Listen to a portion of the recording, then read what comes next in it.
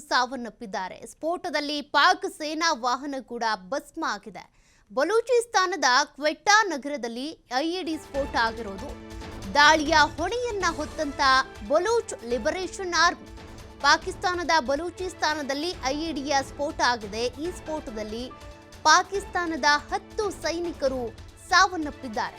ಸ್ಫೋಟದಲ್ಲಿ ಪಾಕ್ ಸೇನಾ ವಾಹನವು ಕೂಡ ಸುಟ್ಟು ಭಸ್ಮ ಆಗಿರೋದು. ಈ ಒಂದು ದಾಳಿಯ ಹೊಣೆಯನ್ನ ಬಲೂಚ್ ಲಿಬರೇಷನ್ ಆರ್ಮಿ ಹೊತ್ಕೊಂಡಿದೆ.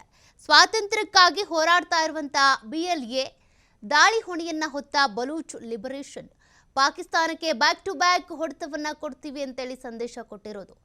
ಮತ್ತೊಂದೆಡೆ ದೇಶ ಉಳಿಸಿಕೊಳ್ಳುವಂತ ಸವಾಲನ್ನ ಹಾಕಿರೋದು. ಒಂದೆಡೆ ಭಾರತದಿಂದ ಪ್ರತೀಕಾರದ ಆತಂಕ, ಮತ್ತೊಂದೆಡೆ ಈ ರೀತಿಯಾಗಿ ಬಲೂಚ್ ಲಿಬರೇಷನ್ ಮಾಡಿರುವಂತ ದಾಳಿ, ಇದೆಲ್ಲವೂ ಕೂಡ ಪಾಕಿಸ್ತಾನಕ್ಕೆ ಮತ್ತಷ್ಟು ನಡುಕವನ್ನು ಹುಟ್ಟಿಸಿದಂತಿದೆ. ಸ್ವಾತಂತ್ರ್ಯಕ್ಕಾಗಿ BLA ಹೋರಾಡ್ತಾ ಇದೆ.